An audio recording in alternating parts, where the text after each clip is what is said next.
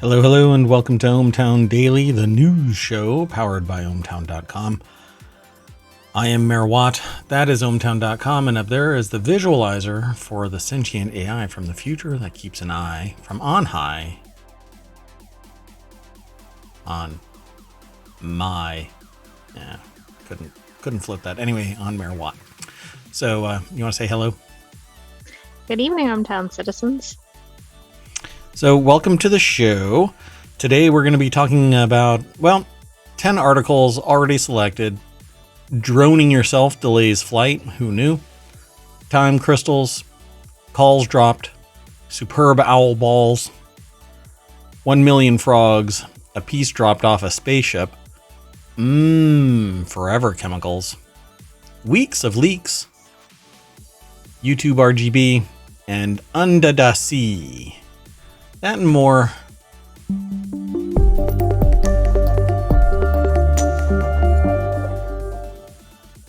All right, let's just get into the show. Oh my goodness, did I mess this up right out of the gate?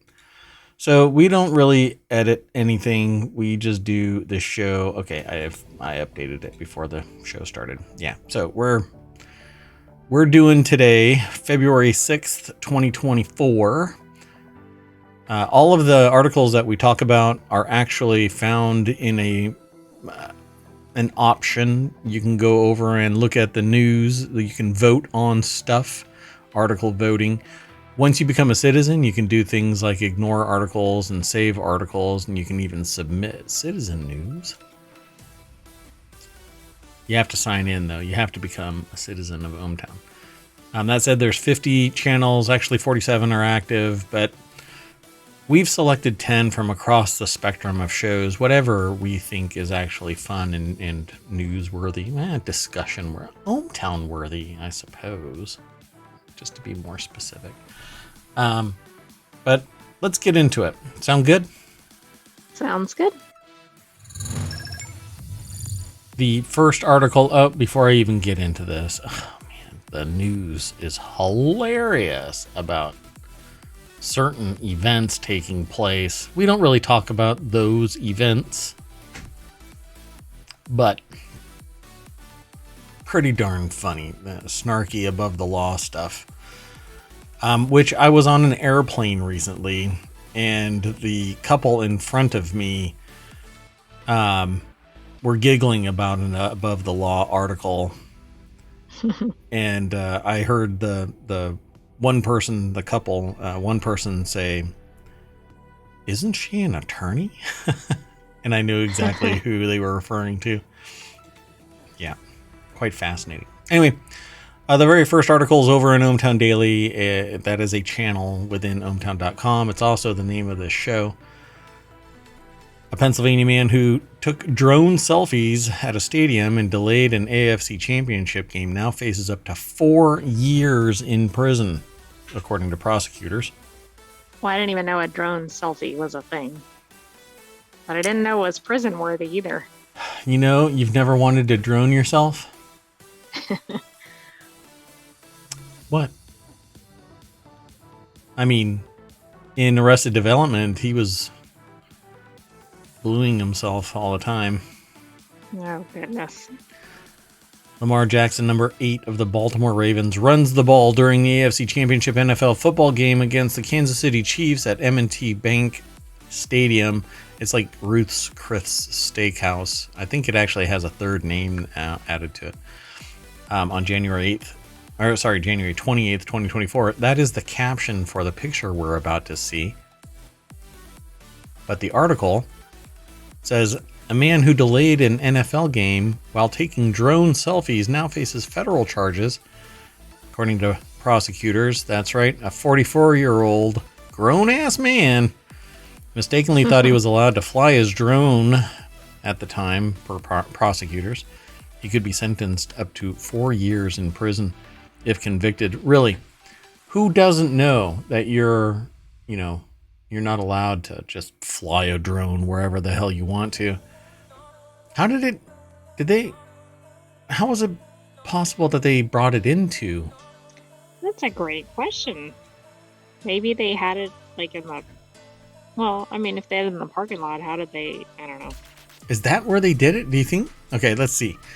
So Matthew Lowe over at businessinsider.com put the article together. And like I said, that I already said the caption for the picture.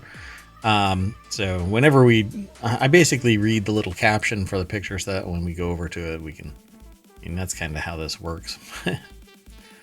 Just as a side note, just so that how the sausage is going to be made for every episode, the AI might be getting attacked by an intruder in their skiff. Just, yes, there's a strong possibility of that. Okay, just wanted to let you know. So, a 44-year-old man faces up to 4 years in federal prison because he flew a drone over a National Football League game in Baltimore. Matthew Hebert from Chadds Ford, Pennsylvania, which that sounds so British. From Chadds Ford. Oh, I thought it sounded like Ruth's Chris. Yeah, that too. Flew his drone over the M&T Bank Stadium on January 28th as the Baltimore Ravens and Kansas City Chiefs faced off for the AFC Championship, according to a Justice Department statement. Hebert flew the drone at around 330 feet for about 2 minutes and took at least 6 photos of himself and the stadium and during the game. The incursion of an unidentified and unapproved drone was deemed a serious enough threat that NFL security temporarily suspended the game. Oh, wow. Can you imagine what were the announcers saying? There is an illegal device hovering above the stadium. Can you imagine announcing that? X yard line. Exactly. The whole Maybe stadium. It's the referees making the statement. Lose their shit. In this case, the restriction was put in place 1 hour before the Ravens-Chiefs game started and lasted 1 hour after the game finished, per prosecutors. See, now, the FAA actually... Okay, if your drone is actually licensed and configured properly, these temporary flight restrictions, if I recall correctly, and I may not, so correct me in chat, correct me in email. I mean, send an email to mayor@ohmTown.com. I get these. The drone actually stops before it can enter that airspace. Like it auto... Correct. It's like a Roomba or something with... yeah. Yep. So according to prosecutor, Hebert told police he purchased the drone from manufacturer DJI and that an app for his drone would prevent it from being flown inside an area under a flight restriction. Prosecutor said Hebert relied exclusively on the DJI application to know if he was allowed to fly the drone. However, the app didn't stop Hebert from flying over the stadium that day, and he told police that he assumed that it was meant that it was all clear to fly around the blah blah blah. Well, Hebert's drone isn't registered, so he didn't have remote pilot license to operate it, and I think because of that, it doesn't activate that block. So now he faces charges of willfully violating United States national defense airspace and knowingly serving as an airman without an airman's certificate. Look, I like that they throw it in there. Meanwhile, the Chiefs, I won't ruin the game if anybody hasn't watched it. Anyway, yeah, pretty amazing. And so if you there's an expectation of performance. The person actually admitted that. And you really have to read the room at this point. Is he believable that he relied on the DJI application? Here's the problem with that. This person single-handedly is going to require manufacturers to enforce that that fence on all drones. Because of this alone, the policy is going to be that every single drone has to be registered before it can be. Exactly. Think how much damage this person did. Like, you buy it and you have to register it at the time of purchase, because it's getting to the point where I watched a video the other day where somebody flew the drone over what amounted to a top secret facility that was for counterterrorism. Oh, goodness. And the person's like, well, I've totally flown over this before. And he goes, you're admitting to the crime multiple times now. Additional violations? Yeah. We'll pull your So flight data. Thank you. yeah, exactly. We're taking your drone and we're going to be pressing charges. I actually don't know what the end result of that was, but the dude posted the video, so I guess he's still out and about. But Yeah, he probably was not for long. told it was a counterterrorism facility. Come on, dipshit. So anyway, I thought it was really astonishing, but you're going to end up where everybody they have to have an airman's license. They have to get it registered, and that software has to be untampered with, because there are ways to basically blank it out and fly it wherever the hell you want to. But now willful becomes abundantly purposeful. You know, it's not just willful, but you intentionally modified your device to disable the GPS fencing, geofencing. So yeah, this guy, 4 years for 2 minutes of flight. Let me tell you, I don't think you got that much joy from 2 minutes, you know? Just saying. All right, let's keep on going. Sound good? Sounds good. The next article is over in the Mobile channel. A time crystal survived a whopping 40 minutes. I've tried to do some research into this. Let's just say it's above my pay grade, but we'll talk about it. A team of physicists in Germany managed to create a time crystal that demonstrably lasts 40 minutes, 10 million times longer than other known crystals, and could persist for even longer. So I hope... So, go ahead. when I saw the headline for this, I didn't know if it was in reference to a game or what. So I did click. I didn't actually read the article yet, but I don't know what this is about at all. So, okay, so let's read the article and see if I can try and explain this, because this is bizarre. I mean, the physics involved in this is really like mind-boggling me. So that's a really long time for a time crystal, at least, according to this article. That's the deck statement. Isaac Schultz over at gizmodo.com put the article together. A team of physicists in Germany managed to create a time crystal that demonstrably lasts 40 minutes, 10 million times longer than other known crystals. We've talked about time crystals before in the past. Let's just say, even then, I didn't know. Even now, I don't know. But where something can be a crystalline structure in space, this has a structure in time. Now, does that make sense to you? No. No. Right? No, it doesn't make sense to me either. I actually did additional reading, and I'm still sitting there going, okay, there's something oozing out of my ear right now. I think it might be my brain. Exactly. Ordinary crystals. I mean, I get that it's like a significant advancement, but I don't really appreciate why. Yeah, exactly. Yeah. Isaac Schultz obviously has read the same stuff that I've read, because they write, ordinary crystals, by which I mean crystals in macro scale space, are solids whose atoms are arranged in a highly organized pattern. That's how you get a crystal. Diamonds, snowflakes, and table salts are all crystalline. Time crystals are structures whose lowest energy states have highly ordered patterns or periodicity in space and time.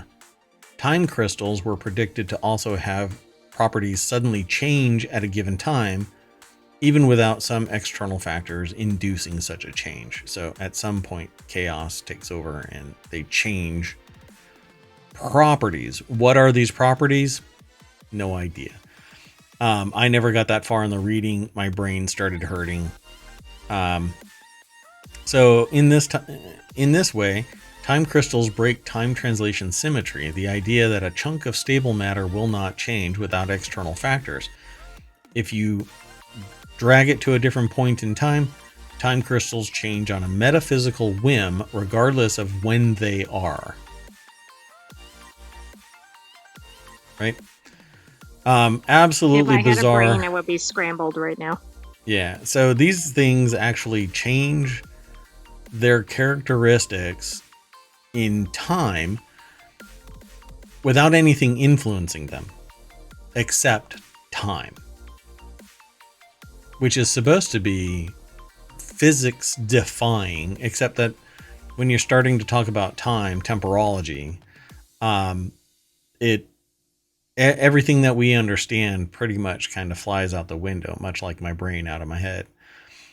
So the new time crystal is an electron nuclear spin system. The team excited the material with polarized laser light, which is basically the new orange is the new black kind of a thing. Lasers are everywhere. Polarizing the spins of the nuclei in the system. This caused the indium gallium arsenide to produce oscillations, rendering it equivalent to a time crystal, and a crystal that many crystals oscillate. So according to a TU Dortmund University release. So based on the results, we can imagine this type of hardware becoming a compact, highly flexible on-chip frequency standard. Apparently it falls apart at some point. So we could use it in our time machine in ohmTown? And maybe not cause problems with the rest of the solar system or the galaxy. Like we are experiencing now. That's why it heats up quite a bit, because more and more quantum particles are impacting our dual black hole powered time machine. Yes, that this might be able to at least cause everything to stay in sync, and we can go back in time for a longer time. So it's interesting, but where this actually ends up, I ended up in the same place as the author of this article, where they end it with, in other words, there's plenty more physics where that came from, so buckle your quantum seatbelt. So just like we have to do in our time machine. All right. So Isaac Schultz actually put this together, like I said, and based on what I've read from this, they also read the same articles and perhaps papers, because they all kind of frame it the same way. Time crystals are time-based temporal crystalline structures. It's just kind of amazing that somebody woke up one day and said, hey, let's do that. Exactly. We've figured out everything we can completely see. Let's tinker in other areas. Yeah, it's bizarre to me. I really don't know how anybody can do it. The maths would make my head just explode. Exactly. The next article is over in the Word in Law. Don't let them drop us. No, we must stay in the 18th century. Landline users protest AT&T copper retirement plan. AT&T's application to end its landline obligations in California is drawing protests from residents as state officials consider whether to let AT&T off the hook. AT&T filed an application to end its carrier of last resort obligation in March 2023. The thing about this is it's almost cheaper and it's definitely more convenient to have a cell phone. And even if it is an entry-level cell phone, you gain greater access than a copper line. The only problem is if the cell network fails. But copper lines, you're bound by being within arm's reach of a telephone. So I don't know. I've done this with other companies where you basically calculate how much are you going to lose by dropping the people that are slowing down the acceleration of your company. And really, if there is evidence to support that you are spending a massive amount of money supporting copper for a very few number of people, it should be allowed for a business to just like step away. Exactly. To some degree. How many people even use landlines in younger generations? Yeah, exactly. But it all depends on if there is a solution that's available and it's, equitable. True. For instance, there's some companies, like I'm watching a company that provides the back end for something that is used in the ohmTown lab. And if that company collapses, a major piece of equipment can no longer be used. And I'm watching them fire people. Yes, I happened to see that. Yeah. So if it closes, then we don't have a solution for that particular device, unless somebody modifies or provides a modification. So it should be incumbent on the company to provide a solution, just like AT&T. Drop the copper, but provide cell service, like for the same rate. Get them moved over. Exactly. Facilitate the progression. Will it happen? I don't know.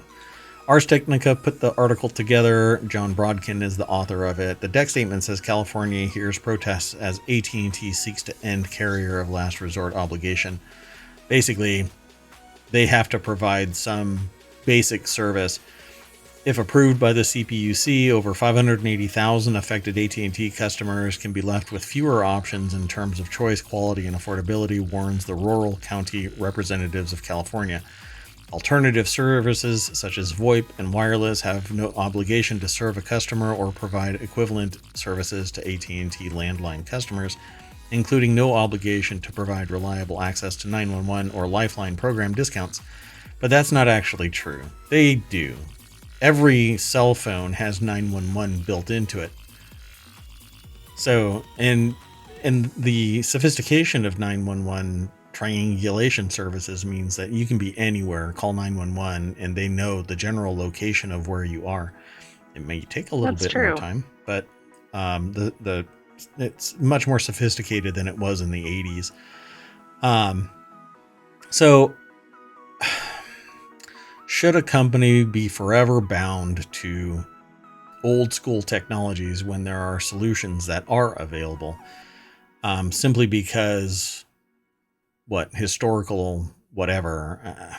I just don't buy into it. I mean, I think that's a problem because of innovation, and it's like you're trying to serve like 1% of the population or something and spending gobs of money. Yeah, 580,000 though. I mean, that is a huge number of customers for a company other than AT&T. It is, but it's also like, are 580,000 people really that tied to their landlines, or do they just have those? Look, I really love my rotary dial phone. I was using it before it became hip. Give it 20 more years when the world collapses under the end of capitalism, right? And everything goes dystopian and we have to start trading goats for whatever, I don't know, a wet wipe or something, whatever it is. Right, like one of those little packets that you get from a fast food place. That's right. That was in the Book of Eli, I think. That's right. Very good. Wow. I like that. That was good. So yeah, it says, please don't let them drop us.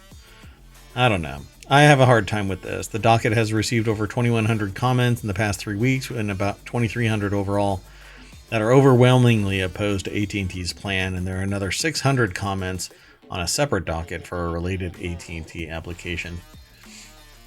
Pardon me while I scream at something. There you go.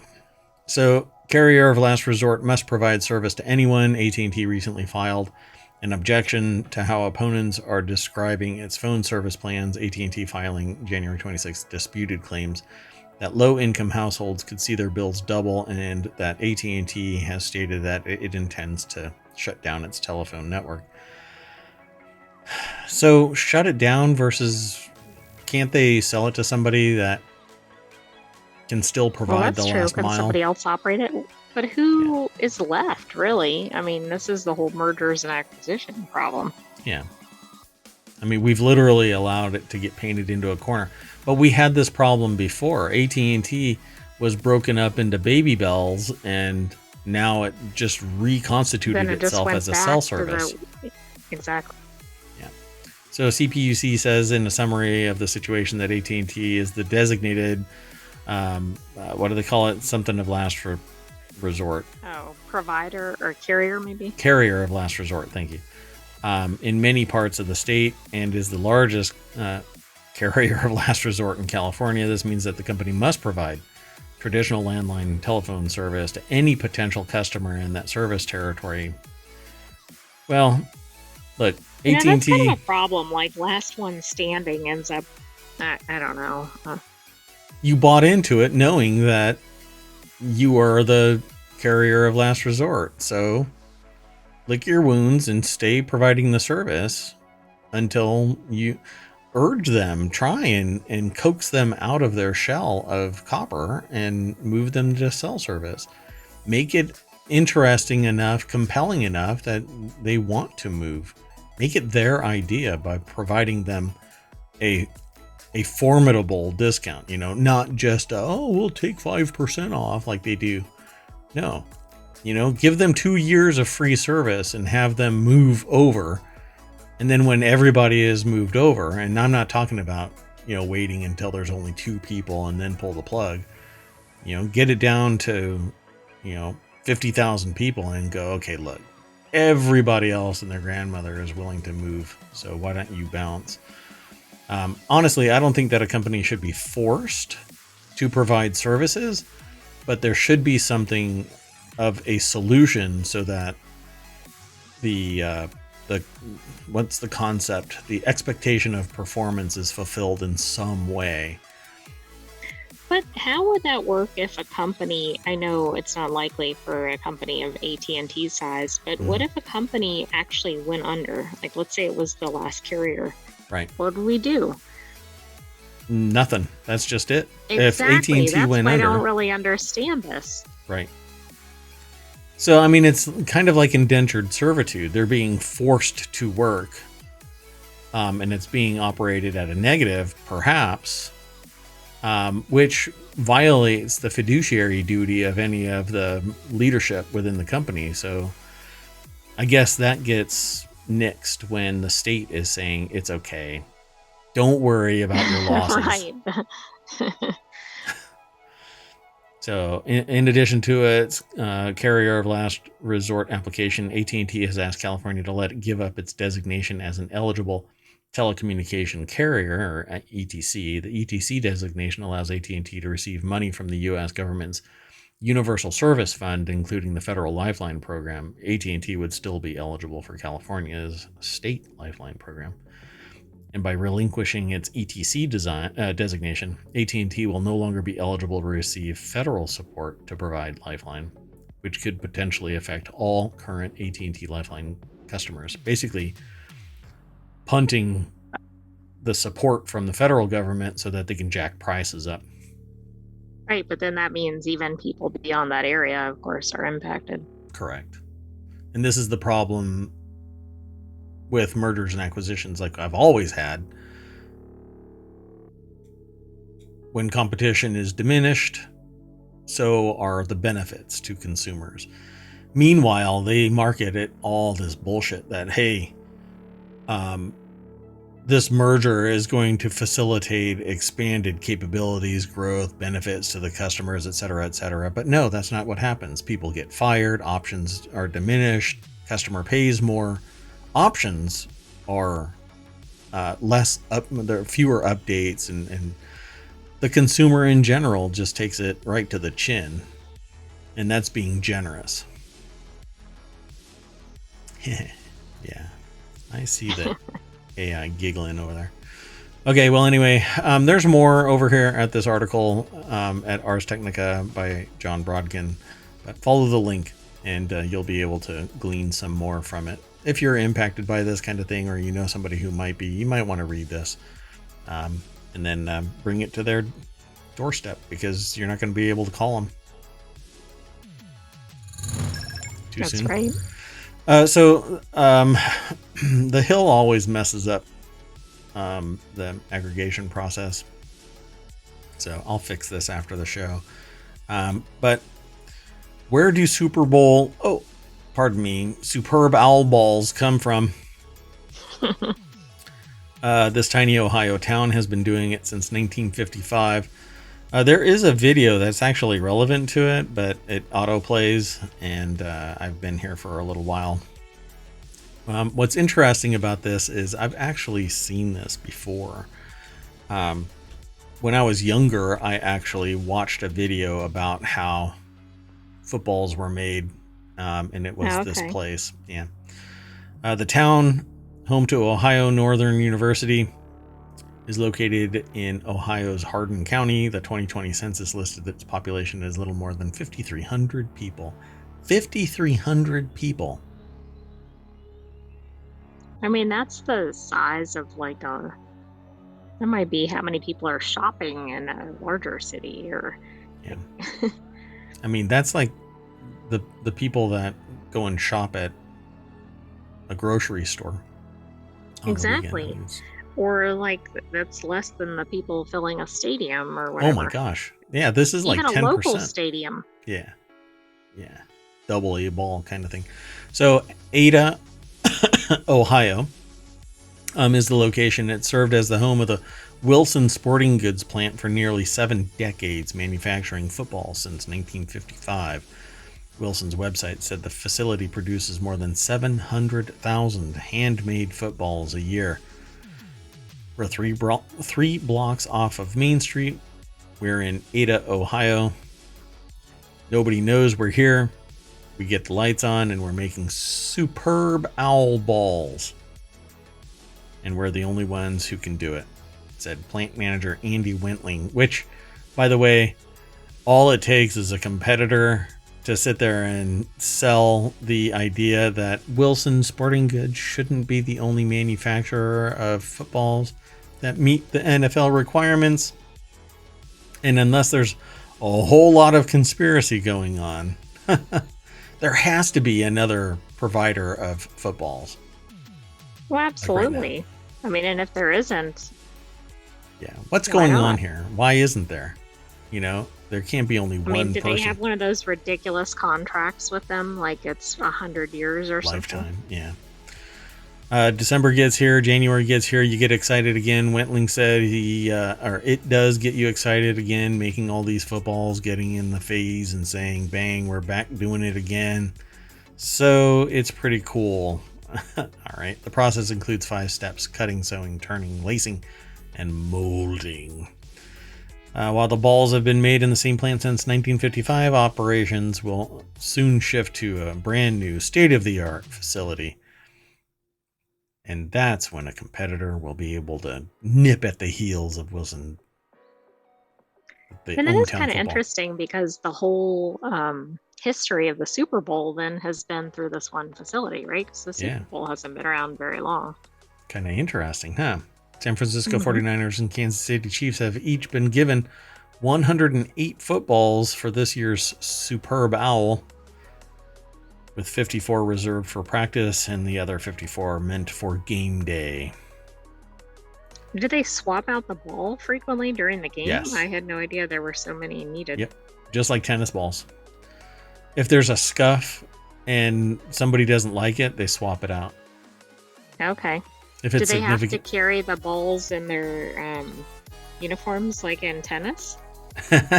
they put them in their pockets. Yeah. Exactly. Is that a football in your pants? Why, yes. The next article is over in the mobile channel Frog ID, or Frogged, has just logged its 1 millionth frog. The world's largest frog project has thrived because of citizen scientists using the Frog ID app, the brainchild of a UNSW biologist. The article is Okay, over what's at... the obvious question? How many other projects of these are there? It's like Silicon... what was it? Silicon Valley, the show? Where Yes. one of the like startup guys made a hot dog ID thing. Like it would say if it was a hot dog or not a hot dog. Oh, okay. When you take a picture, it says hot dog or not a hot dog. Before I get too far into this, let me throw this into the chat. There you go. We're halfway through the show. So University of New South Wales is the author of this article. It was posted at phys.org, and it says Frog ID, an app citizen scientists use to help record and count Australia's frog population, has reached a new milestone by logging 1 million validated frog records. The 1 millionth That's a frog. lot of frogs. It is a lot of frogs. What if there's somebody that's actually taking like 10,000 pictures of the same frog? Exactly. Are they 1 million unique frogs? Well, apparently the 1 millionth frog was of a Spalding's rocket frog recorded about 50 kilometers from Cloncurry, northwest Queensland by volunteer citizen scientist Dr. Elliot Leach. All right. Just your average everyday volunteer citizen scientist with a doctorate. Exactly. I think it's Just pretty like cool. the normals. I think this is pretty cool. I think more of this kind of stuff should be used, you know? Because right now it's kind of the stuff that gets a lot of attention is basically the dumpster fire of life, you know? That's the stuff that gets posted. I wish people would put that much effort into something like this, you know, Well, I identifying agree. mushrooms and identifying And it plants. gets people excited about science and preserving nature and all kinds of good things. Plus, it gets people outside, which is not a bad thing. And I guarantee you there are people that would poo-poo my idea of gamifying it and making it entertaining. So, because they're like, well, this is serious and we need to gatekeep it and keep the riffraff out. But then when you go and look, I used to think that golf was this quiet sport, but I found out historically that depending on the hole, people would charge the golf ball after it went in the hole so that they could own the golf ball from that shot, even way back. Can you imagine seeing that now? I mean, it's usually pretty sedate. Oh, they still do it. No. It's really loud. People are cheering. And oh, yeah. Golf is actually quite like boisterous nowadays, more so than back in the day. But whenever I heard like golf commentary, it was like, okay. It was like almost John, like sleep app kind almost of thing. ASMR-ish, you know, like Bob Smith is on the 5th green. He's using a 9-iron, and I've just put 15 people into a coma. Lead scientist behind Frog ID, Dr. Jody Rowley, who is with UNSW Sydney's School of Biological Earth and Environmental Sciences, and is curator of amphibian and reptile conservation biology at the Australian Museum. Hold on, I need a drink. Yeah.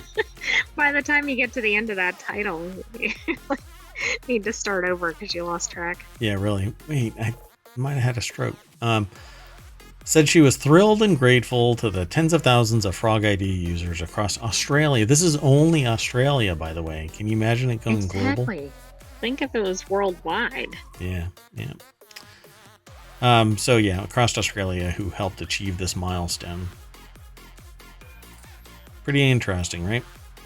So they say things like Elliot Leach's submission is also the first Frog ID submission from the area, effectively increasing Frog ID's spatial coverage to only 36.5% of continental Australia. They're only a third of Australia, and they've done 1 million already.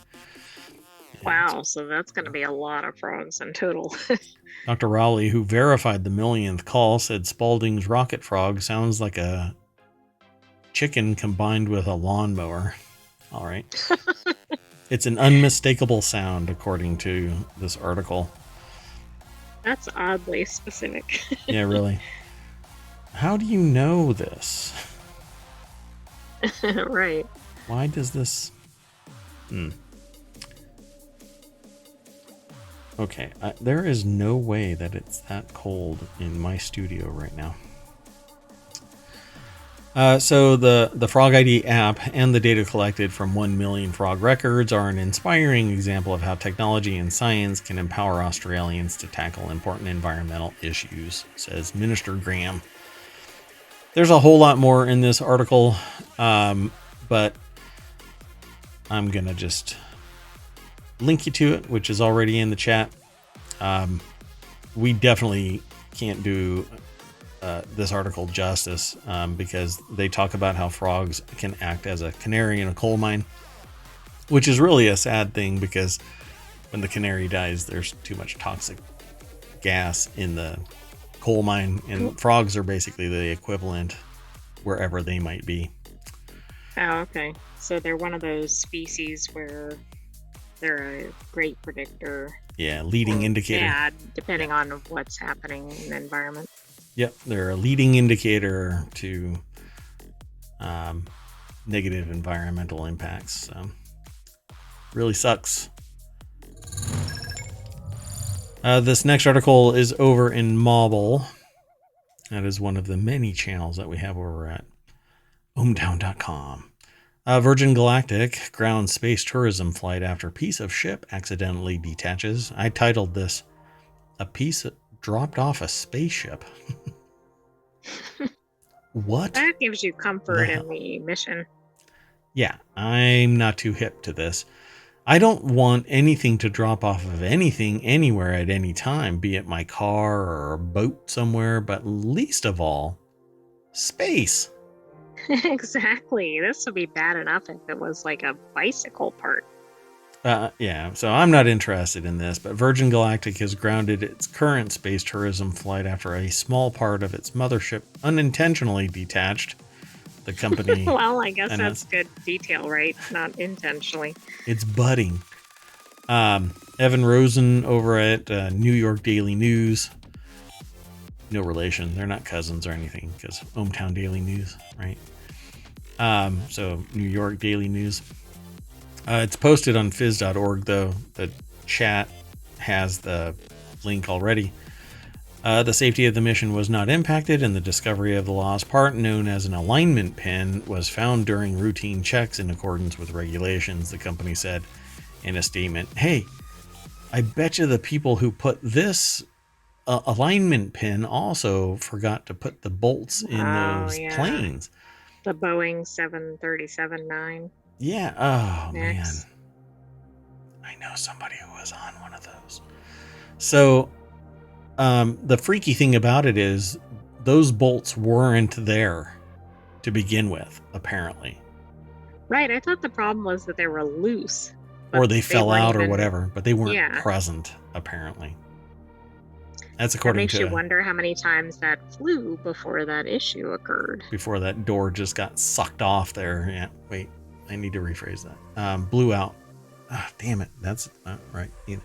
Anyway, the FAA said it plans to carry out mishap investigation and added that it must approve Virgin Galactic's final report, including the corrective actions, which can be summarized as put a pin in it. Yeah, exactly. Put some glue on it. Just kind of, like a... like dabbing down an eyebrow or something, like mom exactly. Lowering what is it, like mama would like on their finger and then go like that on a cowlick, right? Yeah. Thanks, mama. So FAA has to be like mama and go and make sure that the alignment pin is in place. It's normally located on the underside of the VMS Eve carrier jet or mothership, a twin fuselage plane that carries the space plane to high altitudes before it's released and launches into space. Well, guess what? It was not pinned properly. Let's keep going. The next article, this is another one from The Hill that got messed up during its aggregation. Consumption of teas, takeout, hot dogs could come with a side of forever chemicals. Gotta love this. Everything has forever chemicals. Sharon Udison over at The Hill put the article together. There's no deck statement, but forever chemicals like PFAS and all of that are going to be mentioned. So if you're triggered by that kind of stuff and you don't want to know that you're being contaminated, you might want to look away for the next 5 minutes or so. Young adults whose diets are rich in unsweetened teas, processed meats, and takeout foods could be increasing their exposure to forever chemicals in a new study. Unsweetened teas? That one I really don't understand. That's all I drink. I drink water and unsweetened teas. What the hell? Altering these eating habits could bring noticeable declines in the levels of these compounds known as PFAS that are contaminating their blood, according to a study published Monday in Environmental International. Quote, we're starting to see that even foods that are metabolically quite healthy can be contaminated with PFAS, lead author Haley Hampson, a doctoral student at the University of Southern California's Keck School of Medicine, said in a statement. The findings highlight the need to look at what constitutes healthy food in a different way. Why would unsweetened tea come close to having... how it could have it. I mean, none of it really makes sense, but that one's really confounding. This is so weird. I'm trying to find that reference again, if they actually make... Because if they start out talking about it, they really need to... See, there it is. So just one additional serving of tea intake was linked to a 24.8% increase in a type of PFAS known as PFH by S or XS, a 16.7% rise in PFHPS, and a 12.6% surge in PFNA. Those who reported eating more pork experienced increases. I'm astonished that something as simple as tea has forever chemicals in it. Consuming food prepared at home had the opposite effect, the scientists found. For every 200 gram increase in home prepped food, PFOS levels were 0.9% lower at baseline and 1.6% lower at follow-up in the USC cohort, according to the study. So PFOS is another type of PFAS. So yeah, this is nothing but bad news. Home-sourced foods were consistently associated with lower PFAS concentrations. Home cooking may help young adults reduce their exposure to PFAS. Yeah. Okay, so maybe I get that with the packaging, because there's been a lot of discussion about like takeout containers and whatever, but yeah, is that the problem? And why would the teas be any different than any other beverage? Yeah, they don't really make a deeper mention to that, but they do mention that it's chemicals from the containers because they are hot grease resistant, and so the chemicals from that may leach off into the food. But we've also run across that with microplastics as well. The more flexible the container, etc. Yeah. So plastic again is the big impactor in our health. Just go and get a hydro flask. Just do everything in something, a bowl that is ceramic or lined with something like ceramic. Hydro Flask actually makes ceramic lined bowls so that you don't have any reaction with the stainless steel, and you don't have it plastic lined. Some steel containers actually have a plastic lining around them to prevent food from reacting with the stainless steel, but it's still transparent. But there you go, you still have the contaminants. But let's keep on going.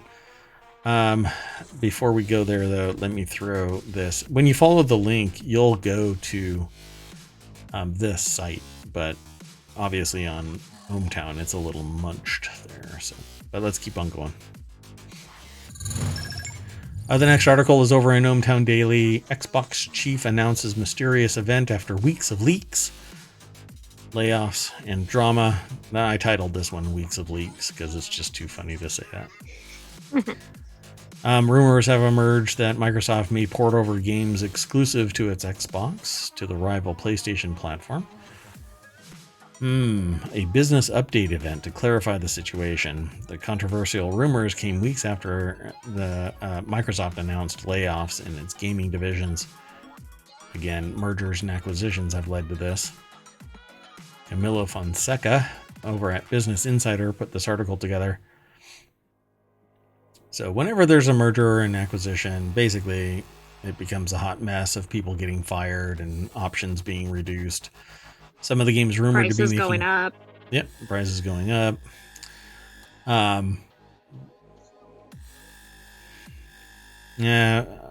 So anyway, some of the games rumored to be making the cross-platform leap include Starfield, considered one of the game's biggest games of the year, although most people were let down by it, or many people were let down by it, as well as upcoming Indiana Jones and the Great Circle.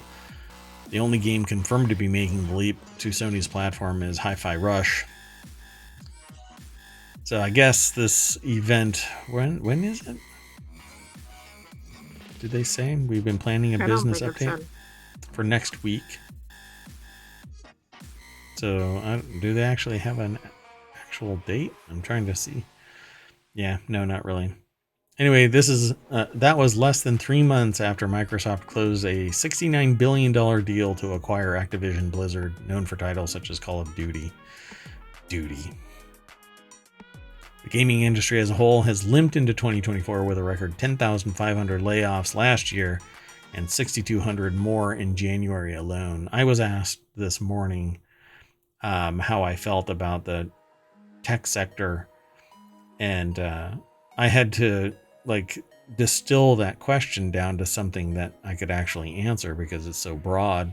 But I said, if you're talking about employment opportunities, which is what I kind of deduced from the questions, or whatever the intent was, I sussed it out as being related to employability. That's what it was really about. Yeah. I said, well, there have been so many layoffs because in the zeal to adapt to COVID, they did this massive hiring ramp up, and then the market collapsed. And so people stopped spending, prices for everything and food related went up, housing went up. And then because the people weren't purchasing as much, it declined in terms of employability, people weren't being hired. And then because nothing was really coming out that was great, a lot out there, and people were spending their money on other things. Now, all of a sudden, companies started buying back their stock, concentrating power and influence within the company, and then they start firing people because they don't need all of those people to grow the company and produce a whole bunch of stuff. So now we're feeling the pinch. So are you going to go into this industry knowing that there's, 20,000 people unemployed right out of the gate in 2024? Right, but on the other hand, doesn't seem like it would make sense to go to something in the other direction, right? Because everything's going to be tech related in the future. Yeah. Yep. Yeah, and then I showed people a video of the new, I can't remember the name of I think it's Tesla itself. It's not a subordinate company, but they have this Optimus Prime robot that has 4 fingers and an opposable thumb and can move their fingers like a human hand. And I said, if you're not afraid of a bot like this coming and taking your job, you're not thinking long term. So yeah, people need to be aware of what's coming. And humans aren't as important as AI and robotic automation powered by AI. So the Xbox chief announcing a mysterious event after weeks of leaks and layoffs and drama. Hey, guess what? Maybe they're just leaning in to robots. Maybe he's going to announce that he is the first sentient robot and he's running Microsoft. So the next article is over in ohmTown Daily. YouTube is experimenting with red, blue, and green video feeds. I have actually no idea what this is talking about, but I wanted to include this because it was such a weird title. I said, you know what? We have to talk about this. Agreed. But I was wondering, does it have something to do with people that have visual impairment, or is this for entertainment value? Like, what is this about? According to the article, it says here, YouTube is testing a new feature that allows users to filter videos on their home feed by color, creating a more visually cohesive and pleasing experience when browsing. 9 to 5 Google and users on Lemmy, which I've never heard of, have reported seeing a new prompt window appear on the YouTube mobile app asking users if they are craving something new, with options to create a feed based on red, blue, or green hues. So does this mean things like the thumbnails, for instance, like if it had red in it, it might show up? Yeah. The deck statement by Jess Weatherbed says an unusual filtering option has appeared within the mobile app that allows users to create a video feed based off of color. Google does this with its search results with images, by the way. That's already canned in. It's been like that for a decade.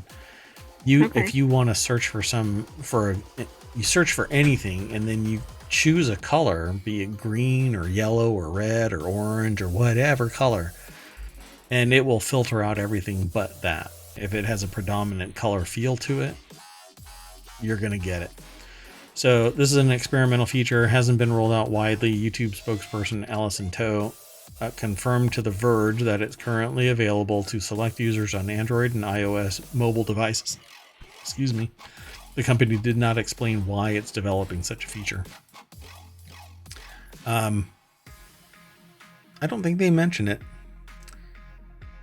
See, so if you do a search and you search red, then you'll end up with things that have a predominantly red context to them. I think it's interesting, but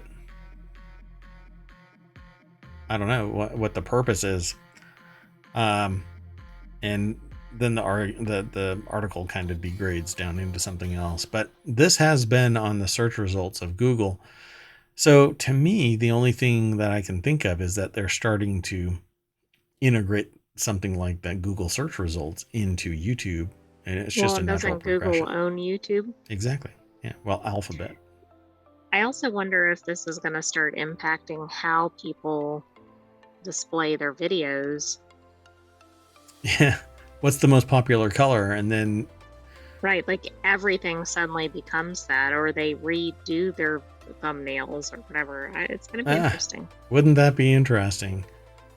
What is the most popular color? And then just put a border around it that has that color, and you always show up in the search results for red or green or blue, orange, purple. Yeah. Interesting observation there. Huh. Yeah. Let's go on to the next. It's the last article for tonight. It's in the Mobile Channel. There are lost civilizations under the sea. Scientists want to find them before it's too late. As reported by Popular Mechanics last week, the University of Bradford in the UK recently received a grant worth up to 17. Why did my brain say 17? $12 million from the European Council to, as the press release put it, hunt for lost civilizations beneath the Baltic and North Seas.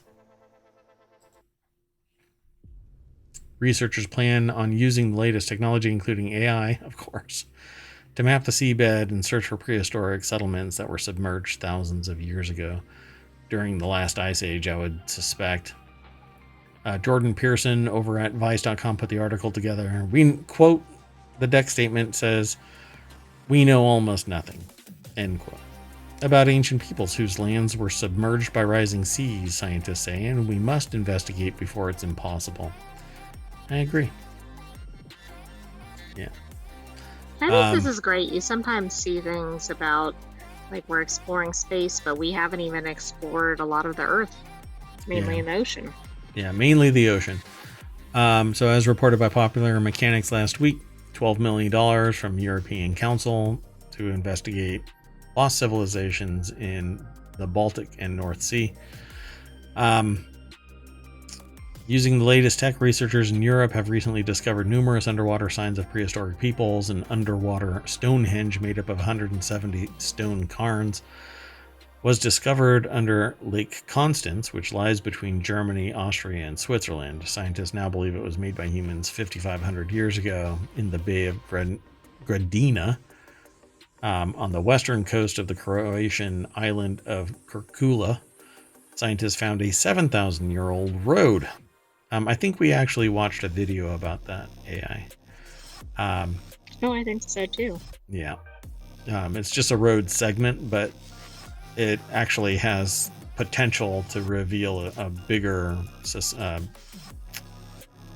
civilization. Sorry.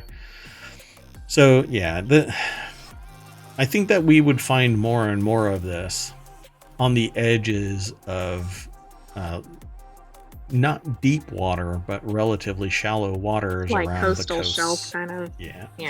Because there's areas of the UK that are being absorbed, washed away essentially by the tide. And Time Team actually did a historical check,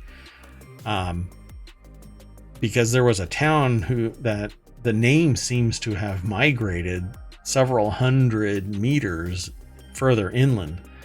And so doing their research, I think if I remember right, they realized that town is actually a different town, and the town that they were supposed to be locating was taken by the ocean, years earlier, hundreds of years earlier, back when the Romans were messing around across the UK.